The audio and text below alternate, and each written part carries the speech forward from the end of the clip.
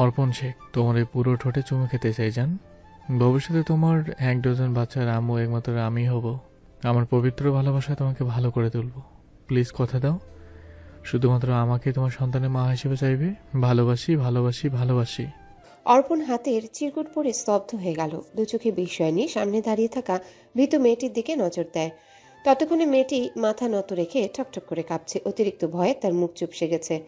অর্পণ পরক্ষণে তড়িৎ গতিতে আবারও লেখাটি পড়ল। মস্তিষ্ক এবার ভয়ঙ্করভাবে গরম হলো।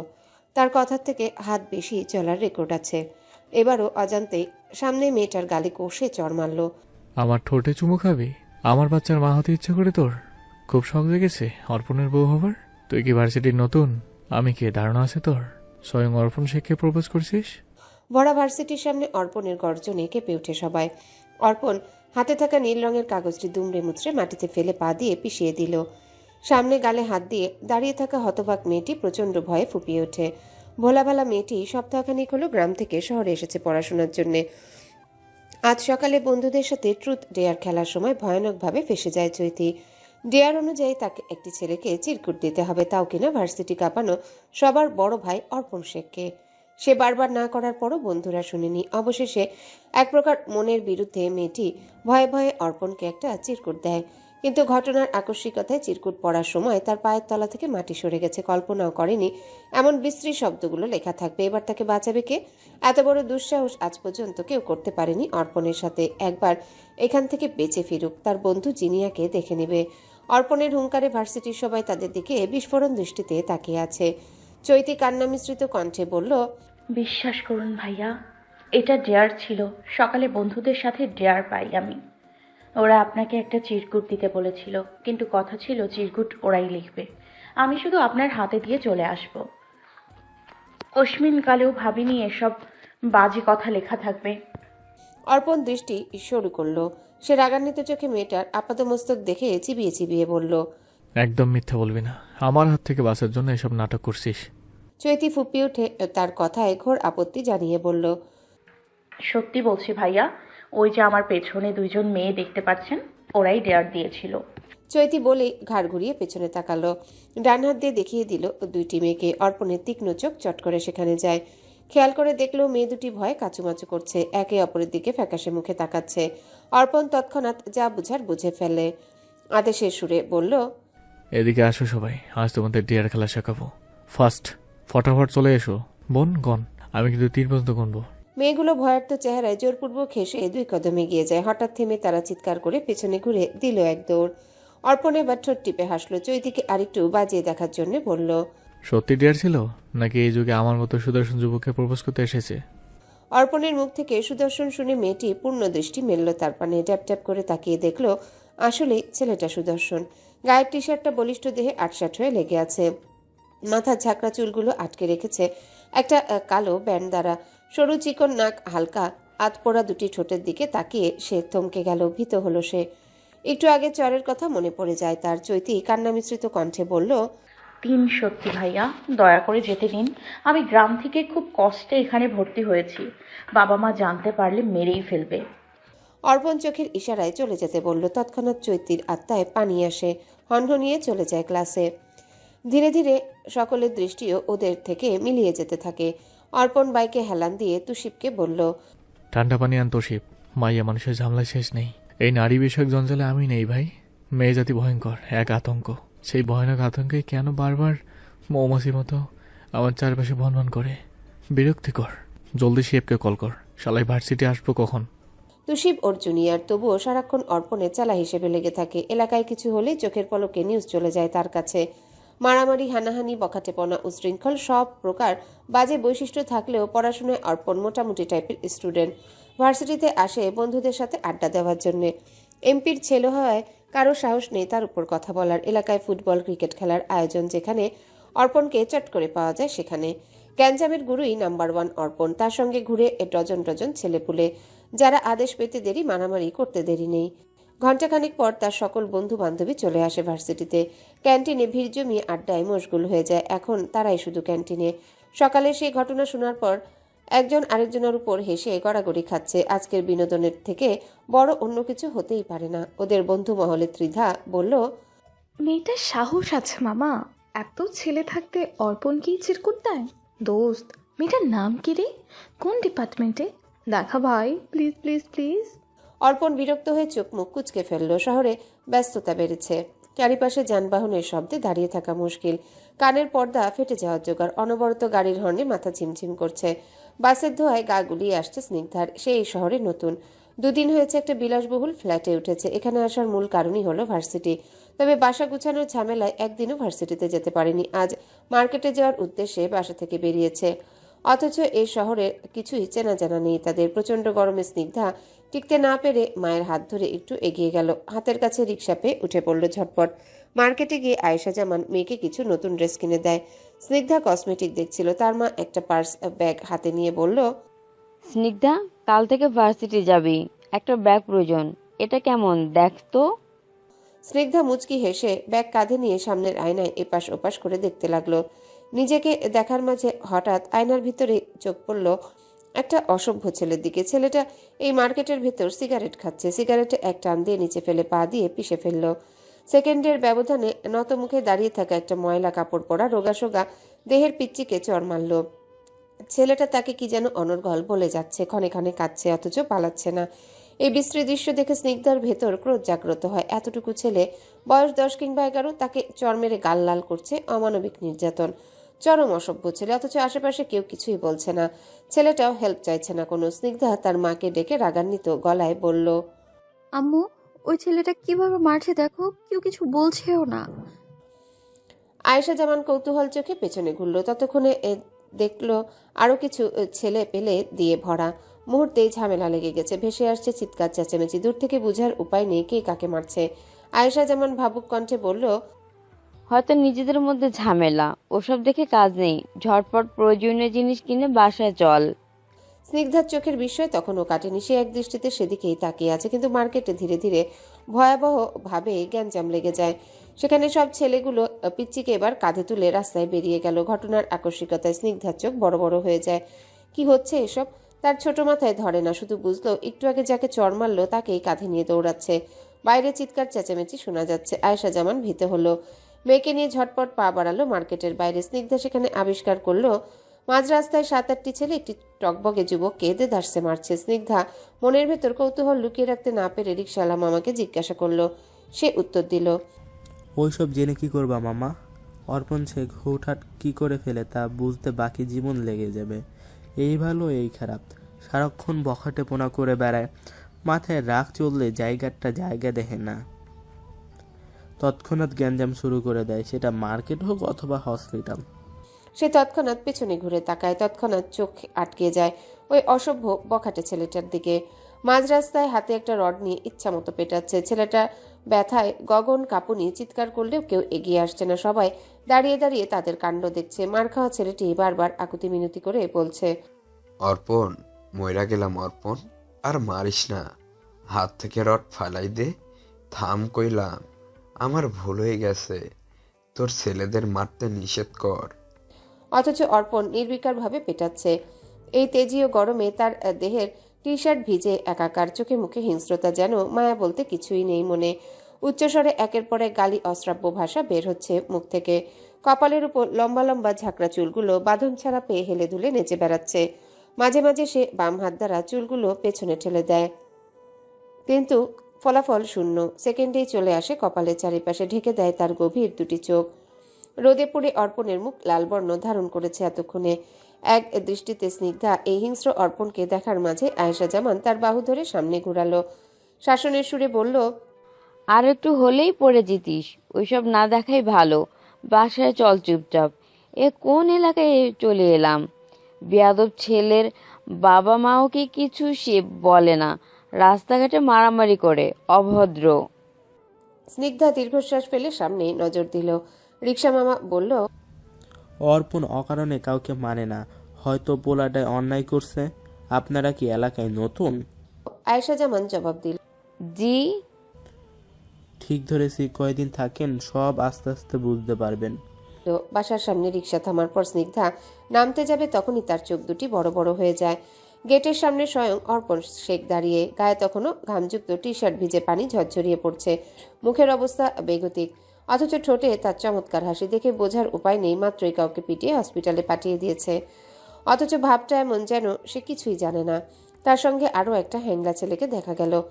সে মনোযোগ সহকারে অর্পণের কপাল টিস্যু দিয়ে মুছে দিচ্ছে।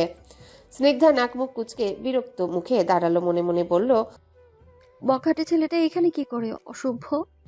আয়েশা জামান ভাড়া দিচ্ছিল। তৎক্ষণাৎই অর্পণ হঠাৎ উচ্চস্বরে বলল, এই যে ম্যাডাম, আপনার কাছে 20 টাকা ভাঙতে হবে।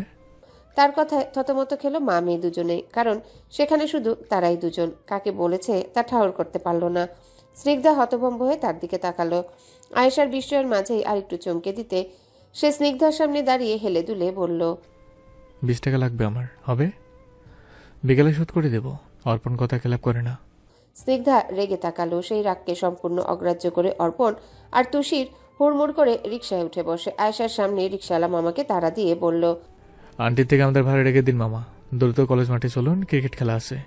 আজকে ফাটিয়ে দেবো মামা, আপনাকে স্পেশাল টুকুমিয়া চা খাওয়াবো। আয়েশা যেমন স্তব্ধ হয়ে অর্পণের আচরণে বেশ অসন্তুষ্ট হলো। এই কেমন ধাঁচের ছেলে, এটা ন্যূনতম ভদ্রতার লেশমাত্র নেই। মায়ের বয়সী নারীদের সাথে কেমন আচার আচরণ করতে হয় তা কি বাবা মা শেখায়নি? তিনি মনে মনে নতুন শহরে যুবতী মেয়েকে নিয়ে ভীষণ ভীত হলো, যদি কখনো খারাপ কিছু ঘটে যায়। রিকশাওয়ালা মামা তার কল্পনার মাঝে ওনাকে আরেক চমক দিলেন। তিনি সত্যি সত্যি ওদের ভাড়া রেখে আয়েশা জামানের হাতে বাকি টাকা তুলে দিলেন। অর্পণ চমৎকার হেসে বলল, চিল আন্টি, টাকা নিয়ে পরে এক সময় আমরা ঘটা করে আলোচনায় বসবো। আপাতত ভীষণ ব্যস্ত আমি। বলেই তারা চোখের পলকে দূরে চলে গেল। স্নিগ্ধা ক্ষোভে ফেটে পড়ে, দাঁতে দাঁত চেপে বলল, অসভ্য বেয়াদব ছেলে, তোকে আমি দেখে নিব। রিকশায় উঠে অর্পণকে রহস্যময় হাসতে দেখে তুষিব কৌতূহলবশত বলল, ভাই, আপনি ওই মেয়ের কাছ থেকে টাকা চাইলেন, আমি লজ্জা পেয়েছি ভাই। মেয়েটা আপনাকে গরিব মনে করলো, এমন কেন করলেন? সুন্দরী মেয়ে দেখে ভাবসাব নিতে হয়, নিজেকে তাদের চোখে পড়ার জন্য অ্যাটিটিউড দেখাতে হয়, অথচ আপনি যা করলেন, উফ! আপনার বাইক কেন গেটে রেখে আসলেন? অর্পণ এক দৃষ্টিতে ঘন কালো আকাশের দিকে তাকিয়ে আছে। কটকটে রোদে হঠাৎ সমস্ত আকাশ ধীরে ধীরে কালো মেঘে ঢেকে যাচ্ছে।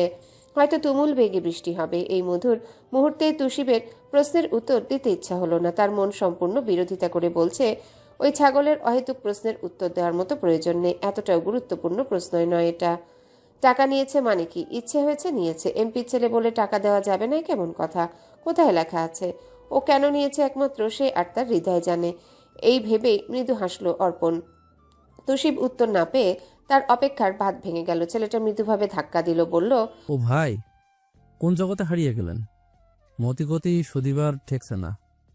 মায়ের মনে ধরলো না কি? এমপির ছেলে 20 টাকা ধার করলো, ভাবলেই মেজাজ চটে যাচ্ছে, হিসাব মিলছে না। অর্পণ এবার ঠোঁট এলিয়ে চমৎকারভাবে হাসল। তখনও সে আকাশের পানে তাকিয়ে গভীর বাদামি বর্ণের চোখ জোড়া বন্ধ করে মৃদু কণ্ঠে বলল, বিশেষ করে সুন্দরী মেয়েদের ভর্তায় মুখ, লজ্জা লাল হয়ে যাওয়া গলা, অপ্রত্যাশিত কারণে হতভম্ব, হকচকিয়ে ওঠা চেহারা, সংকোচ বোধ করা, এসব দেখতে আমি পৈশাচিক আনন্দ অনুভব করি। মেয়েদের হুটহাট ভয় পাইয়ে দিতে শান্তি লাগে ভাই। ধর, মেয়েদের 2টা মিষ্টি কথা বললেই ওরা লজ্জায় লাল হয়, আবার ধমক দিলে কেঁদে ভাসায়। ওসব আমি হেব্বিভাবে এনজয় করি। তাদের মনের খবর ধরে বলার অদম্য ইচ্ছা আমার। তুষিব নিজেই এসব শুনে হতভম্ব হয়ে গেল। চোখ দুটি বড় বড় করে তাকায়, মুখটা হা করে থ মেরে রয়। এই ছেলেকে দেখে কে বলবে গ্যাঞ্জামের নাম্বার 1 গুরু, যার মুখে রস নেই অথচ এখন কি কাব্যিক কথা বলছে। অবশ্য মেয়েদের জন্যই শুধু মধু, সবার ক্ষেত্রে নিম পাতার রস। অর্পণ আকাশ থেকে চোখ নামিয়ে তুষিবের দিকে তাকিয়ে হঠাৎ উচ্চস্বরে বলল, দেখলি না ওই মেয়ে কেমন করে ড্যাব ড্যাব করে তাকাইছিল? তাই দুষ্টুমি ছলে আরো বিভ্রান্তিতে ফেলিয়ে দিলাম। 20 টাকা বাহানা মাত্র, আসল ঘটনা আছে আমার পাগলাটে ইচ্ছে। ওহো, মুখটা একদম দেখার মতো হয়েছিল।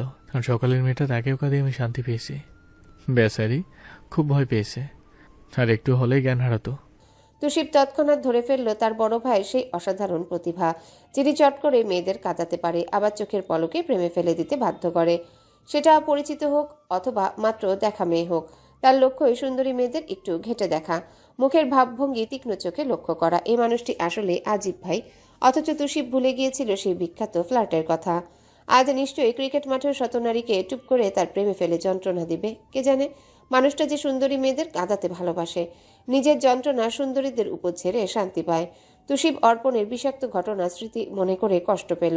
হৃদয়ে তার একরাশ কষ্ট হানা দিল। অথচ পাশের মানুষটার ছন্নছাড়া বাউন্ডুলে জীবনের মাঝে অদ্ভুত এক কাহিনী লুকিয়ে আছে। আগে তো বড় ভাই এমন অপরিপাটি রাগচটা ছিল না। তাকে দেখে এক বিন্দু বুঝার উপায় নেই মানুষটার ভেতর কি লুকিয়ে আছে। সবসময় নিজের শান্তি খুঁজতেই কত আয়োজন, কেন এমন হলো?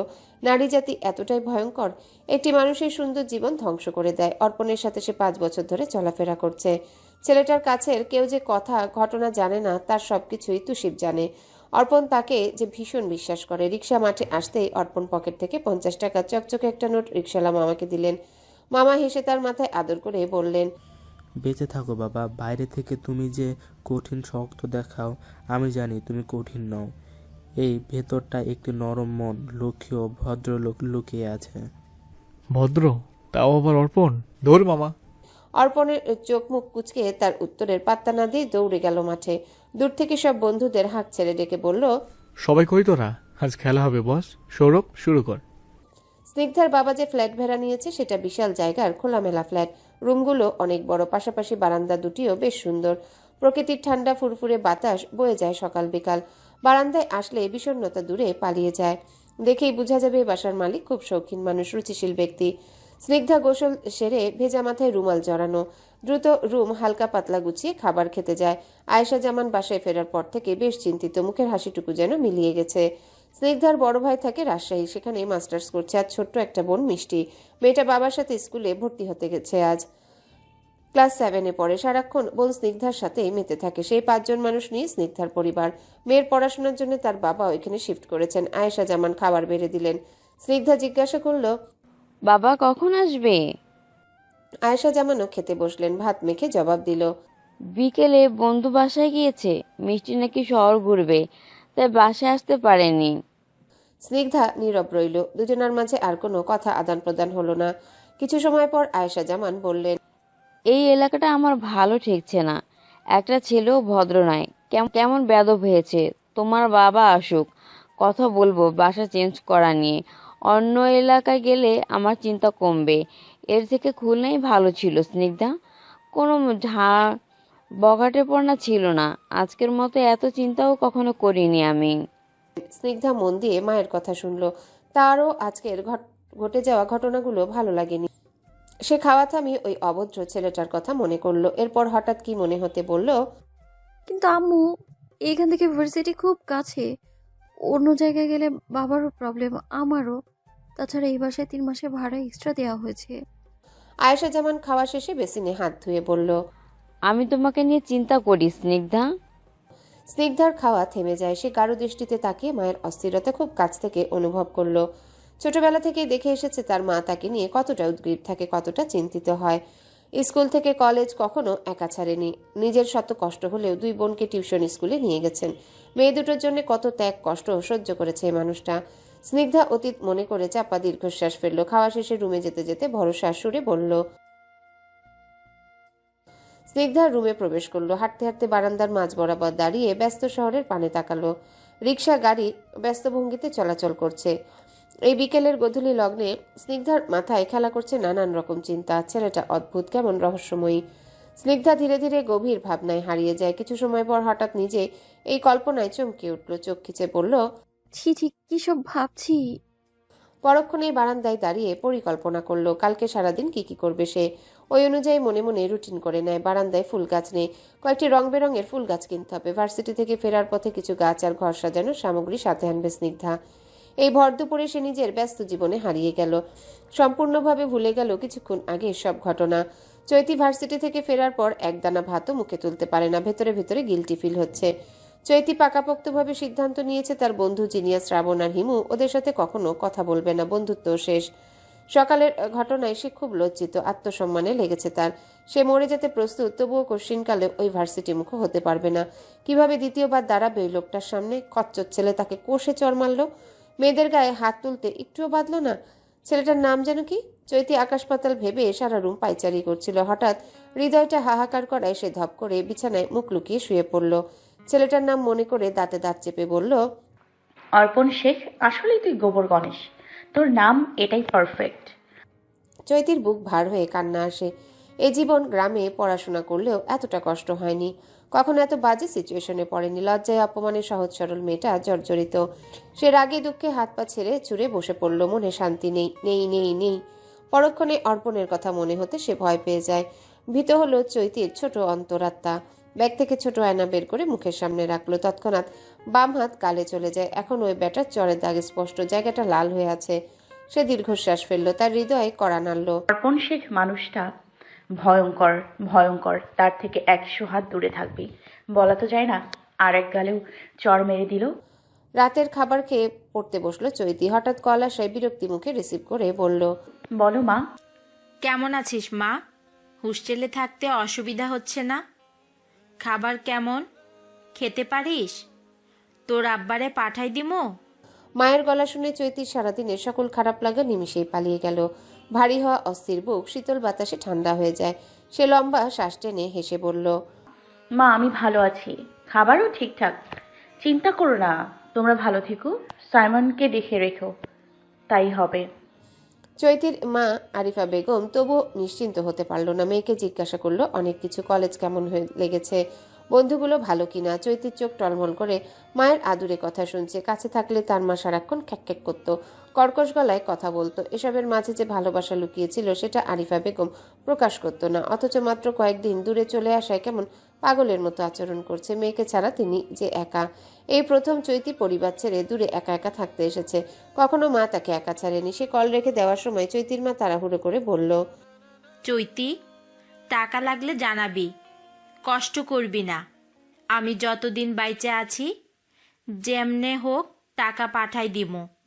চৈতির চোখে মেঘ ভেঙে বৃষ্টি পড়ে। চোখের পানি টপটপ করে ঝরঝরিয়ে পড়ল বইয়ের উপর। সে নিজেকে সামলে বলল, টাকা লাগবে না, তুমি আব্বাকে ঠিকমতো ঔষধ খেতে বলবা। সাইমনকে দেখে শুনে রেখো মা, আমাকে নিয়ে ভাবতে হবে না, তুমি খেয়ে কাজ করো। চৈতি ফোন রেখে দেয়। তাদের ছোট্ট সংসারে একমাত্র হাল ধরেছে তার বাবা। মেয়ে স্বপ্ন পূরণের জন্য দূরে ভর্তি করিয়েছে খুব কষ্টে। এই বাবার মূল্য কিভাবে শোধ করবে সে? সকালের ওই বাজে ঘটনা পালিয়ে গেল চট করে চৈতির মাথা থেকে। শুধু মনে পড়লো পড়াশোনা করতে হবে, একটা ভালো চাকরি করে বাবা মা ছোট ভাইয়ের দায়িত্ব নিতে হবে। এ জীবনে ওসব ছোটখাটো বিষয় হয়েই থাকে। চৈতি পড়া শেষ করে শুয়ে শুয়ে ভাবলো অর্পণ নামক ছেলেটার সাথে আজই প্রথম ও শেষ কথোপকথন হয়েছে। ওসব স্বপ্নের মতো। ভাবলেই এই বড় হবে এই ঘটনা, তবে ভবিষ্যতে দেখা না হোক। ছেলেটা ভীষণ রাগী, আবার ভুলে যদি তার ক্ষতি করে। তাছাড়া এখানে সে একা, পরিবার ছেড়ে দূরে। সে শুনেছে অর্পণ এমপির ছেলে, ভার্সিটির কেউ ভয়ে নালিশ করতেও পারে না। তবে ছেলেটার সম্পর্কে কিছুই জানে না চৈতি। ডেয়ারে ফেসে গিয়ে ওই একটু কথোপকথন হয়েছে, এই যা। কিন্তু এই গোল পৃথিবীতে কি আদৌ চৈতির সাথে অর্পণের দেখা হবে না? তাদের মাঝে কিছুই গড়ে উঠবে না? নাকি ওই খানিকের স্বপ্নের মতো ছোট্ট একটা ঘটনায় স্মৃতি বয়ে বেড়াবে আজীবন?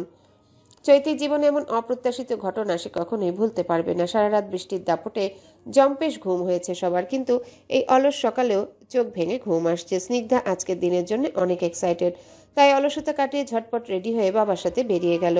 ভার্সিটির মাঠে প্রবেশ করে সে হতবিহ্বল হয়ে যায়। আজই তার প্রথম ক্লাস, কিন্তু ক্লাস কিভাবে খুঁজে পাবে সে?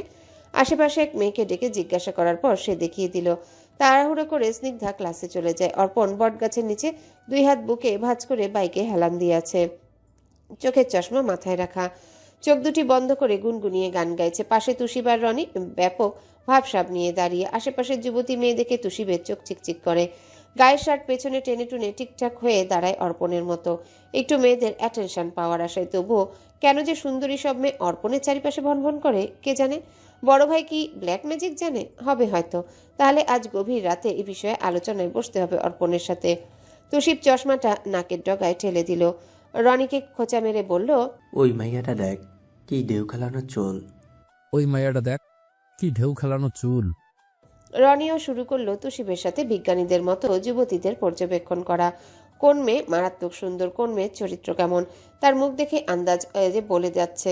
তর্কাতর্কি চরম পর্যায়ে এদের মাঝে এক যুদ্ধ লেগে গেল। অর্পণের এই সুন্দর সকালে তাদের কাণ্ড কারখানা বিরক্ত লাগছে। সে হঠাৎ তুষিবের কোমরে লাথি মেরে বলল, ক্রিকেট খেলার টাকা কই?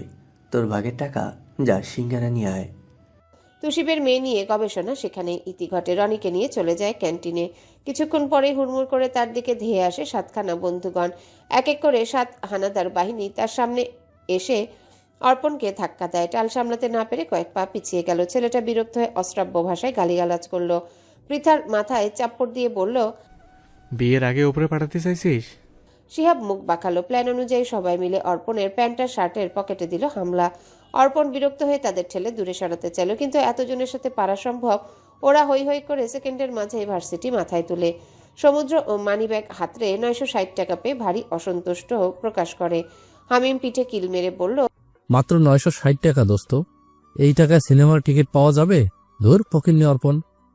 অর্পণ চোখ মুখ শক্ত করলো, দাঁতে দাঁত চেপে বলল, মানি ব্যাগ ফেরত দে, তোর বাপ রে ক 1000 টাকা পাঠাইতে। সমুদ্রকে কিছু বলতে না দিয়ে পৃথা অর্পণের কাঁধে ডান হাতের কনুই ভর করলো, পা দুলিয়ে দুলিয়ে অসন্তুষ্ট কণ্ঠে বলল, কিপ্টে এমপির ছেলে হয়ে ফকিন্নির মতো 960 টাকা রাখিস? ছি, লজ্জায় আমাদের সবার মাথা কাটা যাচ্ছে। তুই আমাদের বন্ধু, কোথায় হাজার হাজার টাকা নিয়ে ঘুরবি? তুই ভাই ফকিন্নিই রইলি।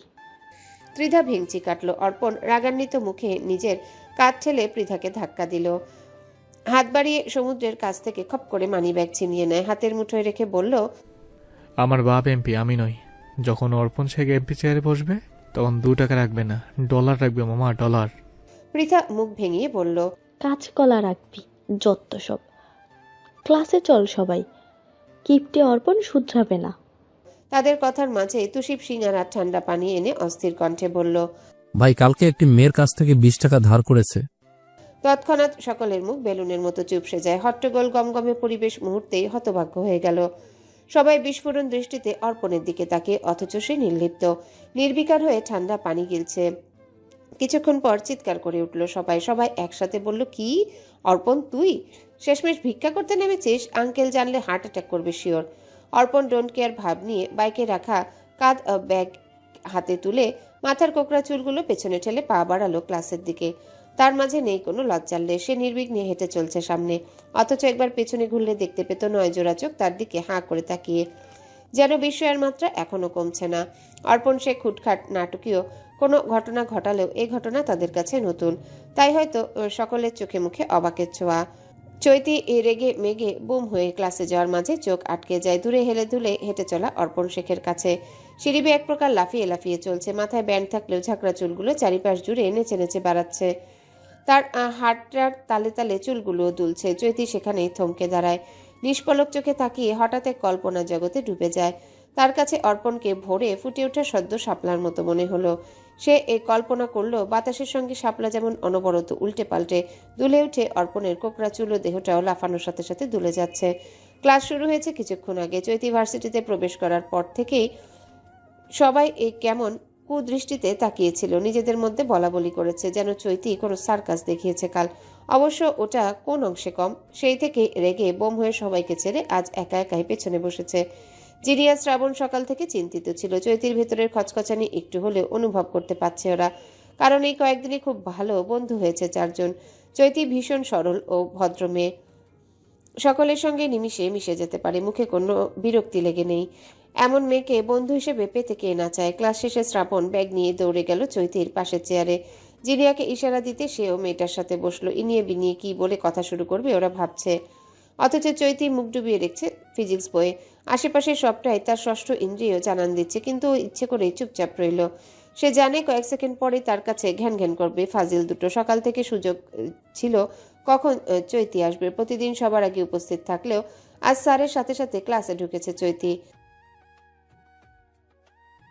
শ্রাবণের কথা শুনে জিনিয়া চৈতির দিকে তাকিয়ে হালকা ঢোক গিলল। মতিগতি বোঝা যাচ্ছে না, ভয়াবহ ঝড়ের আভাস, হয়তো আসলে রেগে ফুলে আছে। শ্রাবণ চোখের ইশারায় জিনিয়াকে উদ্দেশ্য করে চৈতিকে শুনিয়ে শুনিয়ে বলল, চৈত্র থেকে শ্রাবণ মাস 1000 গুণ ভালো, সবাইকে বাসিয়ে রাখে জলে।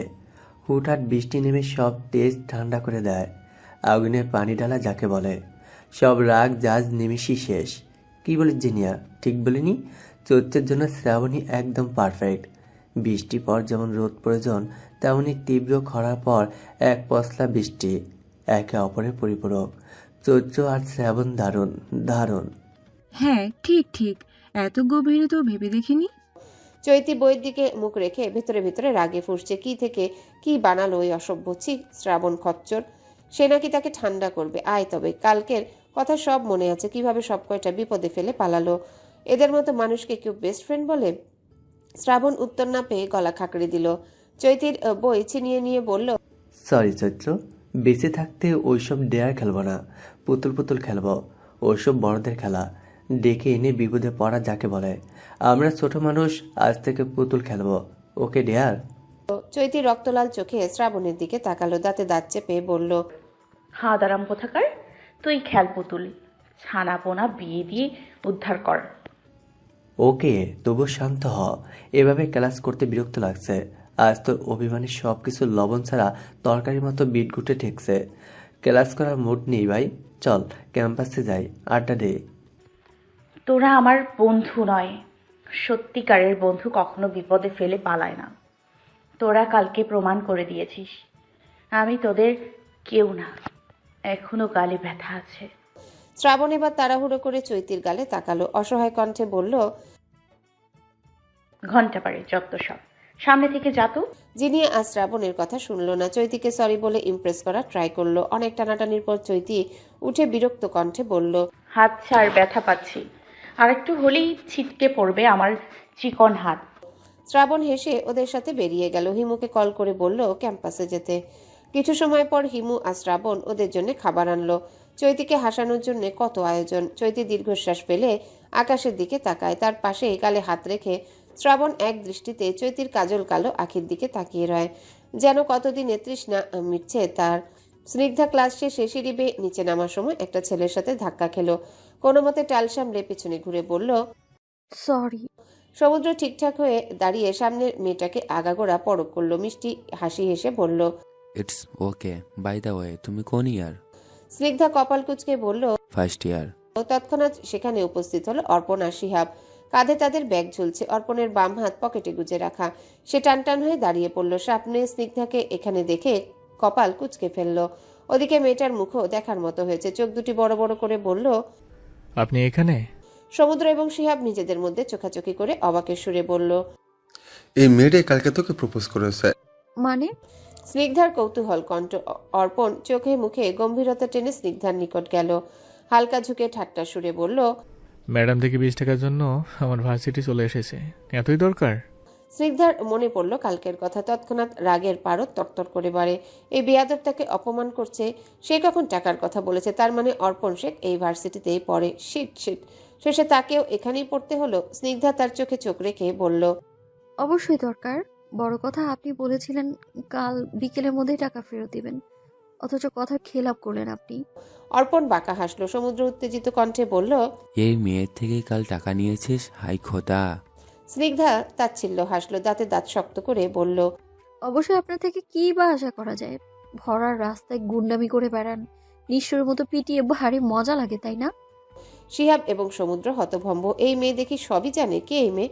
অর্পণের পানে ওরা বিস্ময় নিয়ে তাকালো। অর্পণ ভ্রুকুচকে তাকে সম্পূর্ণ এড়িয়ে সিঁড়ি বেয়ে উপরে উঠতে উঠতে বলল, সুন্দরী দেখছি সবই নজর রেখে, ইন্টারেস্টিং।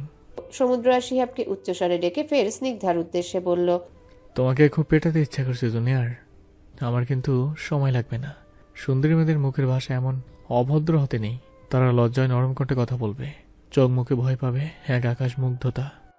আপনি বুঝি খুব ভদ্র? অর্পণ তীক্ষ্ণ চোখে এক নজর তাকিয়ে চোখ দিয়ে তাকে শাসিয়ে গেল। স্নিগ্ধা তার চোখের ভাষা বুঝতে পেরে হকচকিয়ে ওঠে।